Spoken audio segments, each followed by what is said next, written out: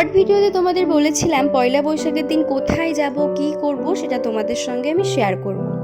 আসলে পয়লা বৈশাখের দিন সকালবেলা আমাদের সপরিবারে মিলে মাসিবাড়ি যাওয়ার কথা ছিল এবং বিকালের মধ্যে আবার ফিরেও আসার কথা ছিল। যেহেতু গরমকাল, গরমের মধ্যে সকালে গিয়ে বিকালে ফিরে আসা একটু কষ্টকর হয়ে যাবে, তাই ঠিক করলাম পয়লা বৈশাখের আগের দিন রাত্রেবেলা আমরা মাসিবাড়ি যাব। সেই মতে কিন্তু তাড়াহুড়ো করে বেরিয়ে পড়লাম। আর মাসিবাড়ি পৌঁছাতে পৌঁছাতে আমাদের 9টা সাড়ে 9টা বেজে গেছিলো। তো তোমরা কে কোথায় গেছিলে বা বাড়িই ছিলে, কেমন কি আনন্দ করেছো পয়লা বৈশাখের দিন আমাকে কিন্তু অবশ্যই জানিও। ট্রেনে কিন্তু সেইভাবে কোনো খাবার ওঠেনি, তাই প্ল্যাটফর্মে নেমেই এই দোকান থেকে কিন্তু একটু তেলে ভাজা কিনে নিলাম।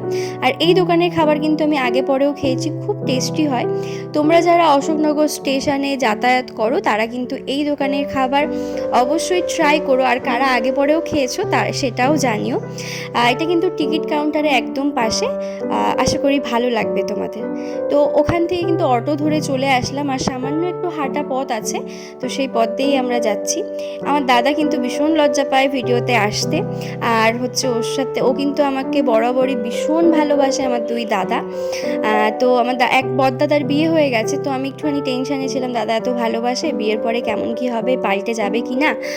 কিন্তু এটা না পুরোটাই উল্টে গেল। দাদা তো ভালোবাসেই, কিন্তু দাদার থেকে এখন বৌদি আমাকে বেশি ভালোবাসে। বৌদি আমার ভীষণ মিষ্টি, আমিও সত্যি কথা বলতে বৌদিকে ভীষণ ভালোবাসি।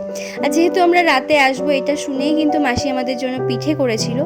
তো ভিডিওটা কেমন লাগলো অবশ্যই জানিও। আমি এইটুকুই ভিডিও করেছি পয়লা বৈশাখে, আর করা হয়নি। অন্য একটা ব্লগে তোমাদের সঙ্গে দেখা হবে।